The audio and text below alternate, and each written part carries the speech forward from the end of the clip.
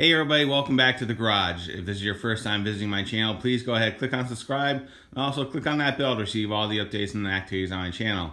Alright, so this is the latest on the Ultra. The cover for the seat has come back. We just have it lying on the foam there and letting it just kind of sit there at rest, let all the wrinkles come out. And so at this point, you know, we've already gone ahead and removed the skid. The skid, for the most part, has been rebuilt.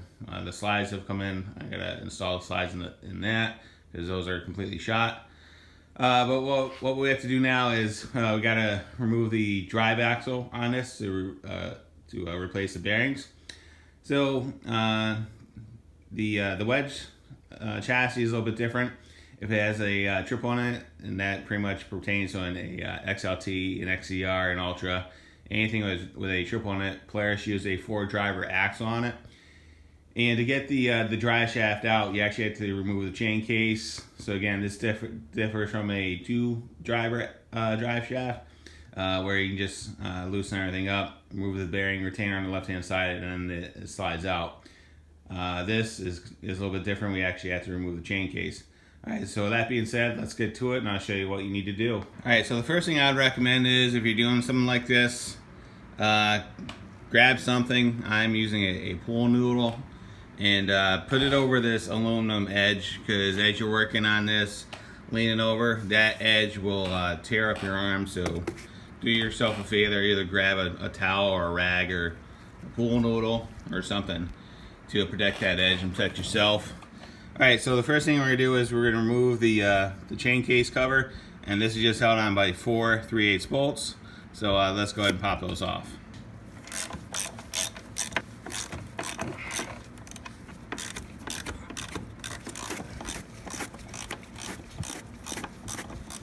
Alright, once you have the 4 bolts removed from the chain case, go ahead and we're going to pop the cover off. We're going to allow the fluid to drain out.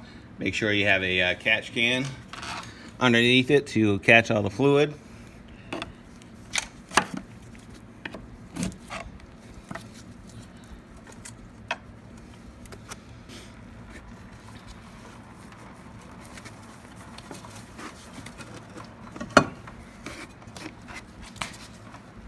Alright, so next thing is we're going to loosen off the tensioner. This is just held on by a 9/16 nut and bolt. Just go ahead and back this all the way out so the tensioner comes completely loose.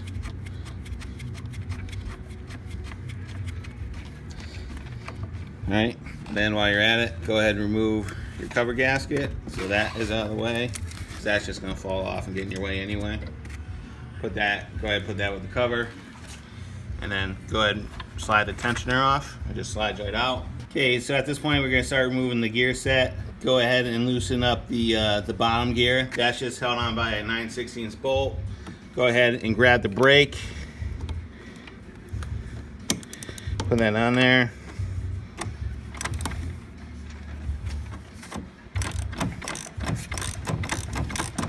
Go ahead and just go ahead and back that out.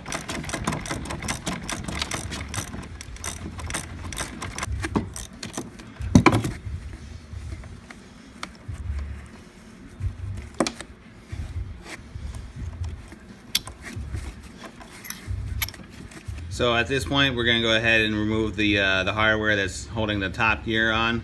First thing you got to do is remove the cotter pin that's holding the nut on, and then just simply take some needle nose pliers and just kind of slide that over. All right. So at this point, just grab something to remove the pin, and then slide right out. Alright, so now we want to remove the top nut that's holding on the gear. This is just a 15/16 bolt. Again, grab the brake to lock in the lock it so it doesn't turn.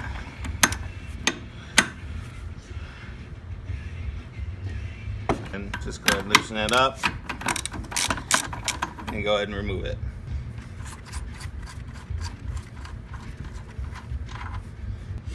Alright, so at this point, the gear set will just slide right off. Just go ahead and grab it. It'll come right off.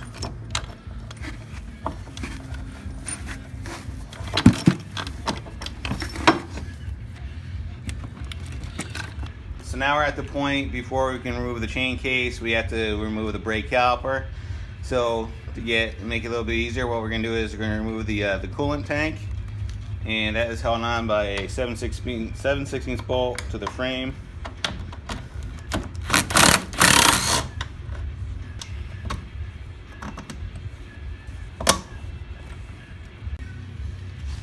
Alright, so what I'm going to do is just for the, this isn't necessary, but I'm going to remove the coolant hoses just so it gets you better access so you can see what I'm doing.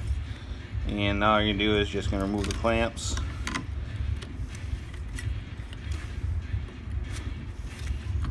Slide those out.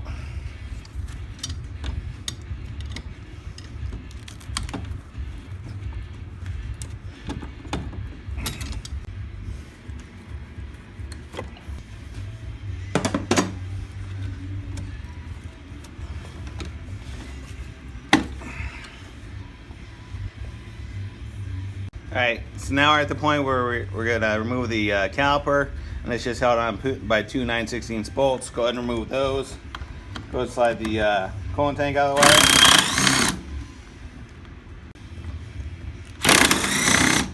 Alright, so at this point we're getting ready to remove the chain case. The caliper has been removed. It just lifts off, just put it to the side. And now it's just held on by three 9/16 bolts. There's one right there. There's one down here on the underside, and there's another one right here. So we're going to go ahead and remove those now.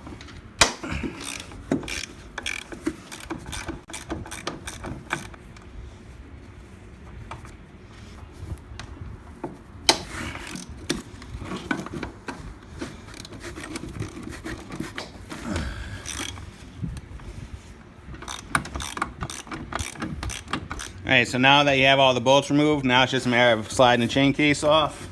You got to kind of loosen it up a little bit with a pry bar, and then you got to get it off the drive shaft straight.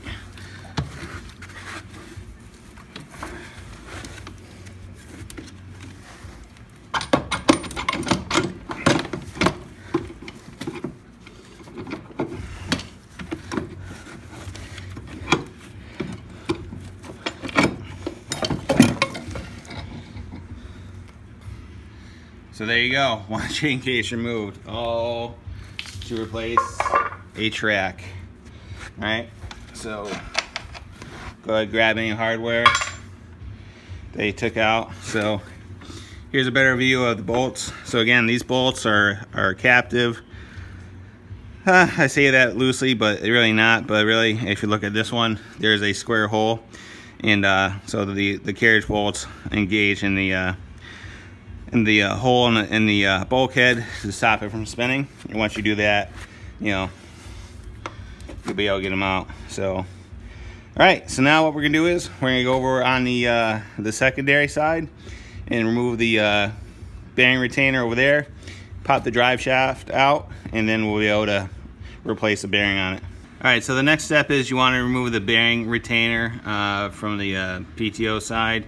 And it's not necessary, but I did remove the secondary just so you have a better shot of what's going on. So to get this thing off, there's just three nuts that are holding it on. It's 1/2 inch, and then you have the speedo drive, which is going into the the speedo cable, which is going to the drive. Go ahead and remove that first. That is just held on there by a knurled surface. Go ahead and just remove that, and it'll come right out.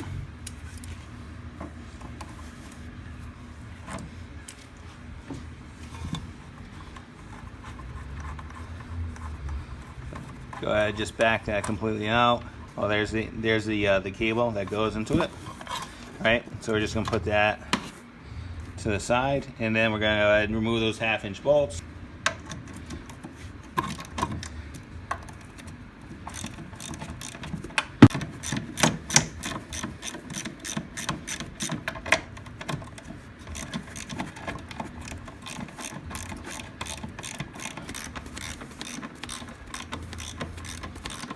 Alright, so now they have all three nuts off the studs.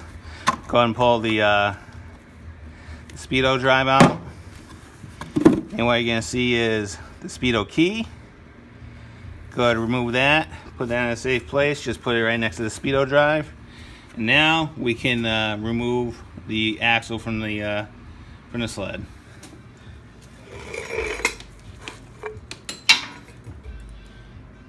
So there's our prize. Okay, so we got the drive shaft on the bench, and I just remembered another reason why I don't like these drive shafts, because the older style drive shaft, there was a bearing, and then there was a locking collar, which the bearing locked into, and it was just a matter of removing the locking collar, and then the bearing would just slide out. This particular style actually requires the use of a press to press the drive shaft out of the bearing. So what I'm going to do is I'm going to coordinate with a buddy of mine who does have a press, and we're going to go ahead and remove that bearing and then slap it back in. So when we come back, I'll have the new bearing on.